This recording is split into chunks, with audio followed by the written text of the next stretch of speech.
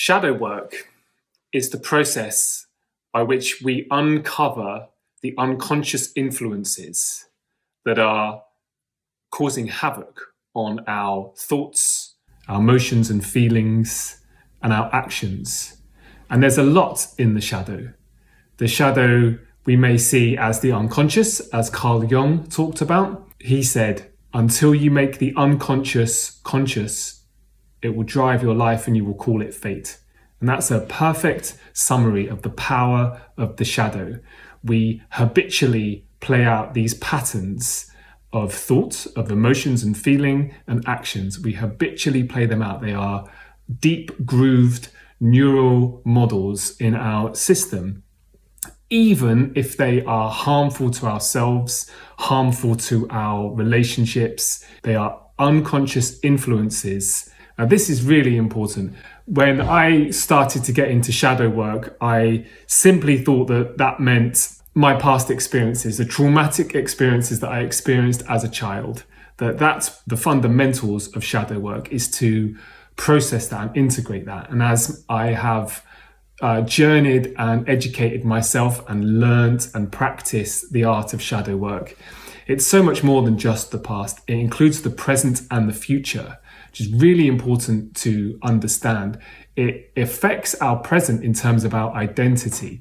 We hold beliefs about ourselves. I hold and have held beliefs about myself that affect my sense of identity. I have an idea of who I would like to be, and then there's the patterns of behavior that make up me. And these two are conflicting, right? There's certain things I would like to be. So why don't I just do them? Well, because of the unconscious influences that fundamentally it's around our language and what's happened in the past, the beliefs that we hold about ourselves and the world around us and other people. It's hidden in plain sight in our language. This is really important because it is our language, it is our words, it is our specific words that create our experience. So if we're harboring and holding on to words that are detrimental to us, I can't do that. I don't believe in myself. I'll never be able to do that. They're much better at it than me. It's very subtle, but it does exist, and it exists in our lexicon. It exists in our narrative that we tell ourselves and the world every single day. So shadow work is the process whereby we bridge the conscious world of this moment, this present experience, this light of conscious presence moment. Here we are doing our thing. And then the unconscious realm of the psyche, the shadow, the infinite well of potential and possibility. The entire universe, in some respects, is hidden in the shadow. And to access that, we access it through our words and our breath. Very important that when we move through historical narratives or present moment narratives or even future expectational narratives, that we do it with a calm, regulated nervous system. Now, I heard on an amazing podcast, Lifted podcast, if you want to check those guys out, they're amazing. They were talking about the nervous system and what a terrible name it is for a system. It's our electromagnetic system. It's our core vibrational frequency holding system. And yet we call it the nervous system. That word, I don't know about you, but it makes me feel a little bit anxious, puts me a little bit on edge, just slightly. That word nervous. How does the word nervous make you feel?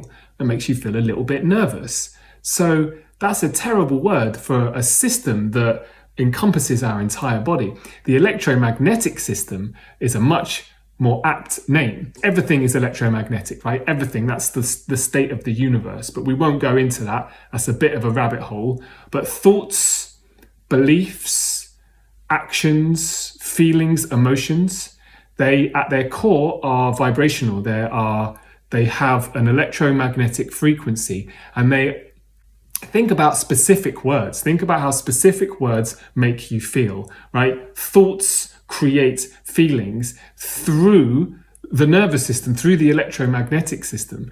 So in traditional types of talking therapy, and I've had have experienced some of this in my past, there is an opportunity to speak through historical events, through narratives, through traumatic experiences. And that can be very useful. I'm not knocking that. I got a lot of benefit from that. But what I see time and time again is people reliving these stories, bringing these narratives and these traumatic experiences up to the present moment, and the electromagnetic system gets affected, it gets triggered, it gets activated into the state where those stories were once real and alive and a cause for concern and fear. That isn't necessarily the best approach to self-development, healing, transformation, whatever you want to call it, getting from I want to be like this and this is how I'm acting. And if those two are different, then there's something playing on it. And if there's stories and narratives from the past that are unintegrated, this is a good process, this shadow work process, because what we do is we slow it right down. We slow down the breath and we slow down the process of stepping into the shadow, of stepping into the narratives. So I mentioned earlier that it's not just past, but present. What do I believe about myself in the present moment? Who am I? What's my identity? Identity is huge. Let's not underestimate the power of identity. People and nations go to war over identity, and that's a collective identity, but also there's an element of the individual identity. Who am I? Who do I represent? What are my values? What do I really want, like, to be? How do I want to show up in the world on a day-to-day basis? These are important questions, and these questions can lead us into the shadow if we do it correctly. And also the future. What do I want to do? Who do I want to be? Like, what are my dreams and desires? And we all have dreams and desires. I'm fascinated by this subject because moving towards desires is probably one of our most primal base instincts. The most ancient part of the brain is connected to moving towards things we desire and moving away from things we don't. That's what single-celled amoebas do in a petri dish. And our common ancestor was, like, I don't know, 1 billion years ago, perhaps, when life first started. So we all have desires and we all have dreams and we all want to move towards them. And yet, are we moving towards them? Or, as I say, is it the things that we want to be moving towards? Is that different to the way we're behaving? Like, are there discrepancies? So shadow work allows us to step slowly and navigate both worlds. We have to have one world in the present moment with our breath calm, deep belly breathing, being mindful of each word and noticing how each word feels as we speak it, because that feeling is what's integrating it. Because without that slow and steady breath, the breath just rises up to our chest. We get activated and we don't integrate. We just tell a story again of our past or our present identity or our future. So shadow work is really this process of navigating the underworld, the shadow, the unconscious, whatever you want to call it, and having one foot placed firmly in the here and now. And when you can navigate both those worlds, when you can have one foot in both those worlds consistently, then you can draw wisdom, you can draw energy from the unconscious, from the shadow, because it's a pool, it's a well of infinite energy, of infinite resources. Unconsciously, we are pushing and suppressing parts of ourself down, again, because of limiting beliefs, because of familiarity with thoughts, because of victim mindset and victim mentality. We push these parts of ourselves down and we don't allow them to come into the moment. And that takes a lot of energy to do that. It's unconscious energy, but it's the reason why, certainly myself, I had a lifetime, and at most of my adult life, in and out of depression, because depression is the result of trying to push things down and not being who I am in alignment with. And this is why we experience fatigue and heaviness and brain fog when we're out of alignment, when we're not doing the things that are really true to our core, because there are beliefs and there are influences and there is energy that is pushing this down. We're not aware of it. It's completely unconscious. We just feel the effects of it. Heaviness, lethargy, easily overwhelmed at things beyond our control, not being inspired or passionate about the things we used to be, not losing connection with our playfulness and our fun side. That's a big one. We're losing that connection, that inner child joy. We might say that's, our heart connection. But when we lose that joy, again, there's an unconscious influence, something as simple as taking life too seriously. Like, life can be pretty harsh sometimes, and it's good to be serious and on top of things. And yet humans need playfulness. We need that sense of adventure and playfulness and curiosity. That lights up parts of our brains. That's how we learn. That's how we connect. That's how we re-engage with the adventure that is life.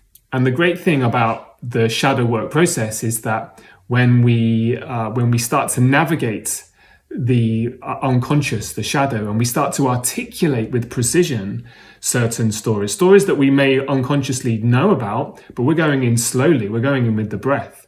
When we can articulate and we can really ground into the meaning of these words and these stories and these narratives of the past and these limiting beliefs, when we have an opportunity to see them sometimes written down, and when we have an opportunity to fully feel them, then we also have an opportunity to create something new. And what I mean by that is that everything has an opposite and equal. It's one of the foundational principles of physics. For every action, there is an opposite and equal reaction. And that's true for not only our thoughts and our beliefs, but our words. And when we write our words down, we see that every word has an antonym or an antithesis. And by simply seeing a narrative or a belief, by simply identifying and defining a belief, we have an opportunity to create its opposite and equal. And this is physics, really. This is how the universe works. If you create something, if you create a belief or an identity, you automatically, by default, create its opposite. So when you fully see and you fully understand this limiting belief that's been driving your life in many ways, when you see it and you understand it and you embody it, you automatically create the opposite. Now, I would say that is magic. And when you write that out, you then have a choice to then take action from a different place within you. I'll give you a really simple example of that. So, this is really fundamental and really basic, but I'm not good enough. Like, that plagued me forever, really. Like, I'm not good enough. And that comes from my childhood, my conditioning. Not good enough. I would quit things. I would start things. I would quit. I'm not going to achieve it. I would live by comparison. That person out there is doing much better than me. This isn't for me. I'm going to quit. I'm not good enough. When I really had an opportunity to see that statement and that belief written out, breathing my way through it, I had this profound sense of what is underneath it or what is opposing it. And it's super simple. It's I am enough. By creating I am not enough, I am enough. That's so simple, and it can be a lot more complex as the narrative builds in length. But I am enough. I am enough. That has been created through my own shadow. That has been created through the idea that I'm not enough, simply by removing one word, that not, that negation. So this is the power of our words. This is the power of shadow work.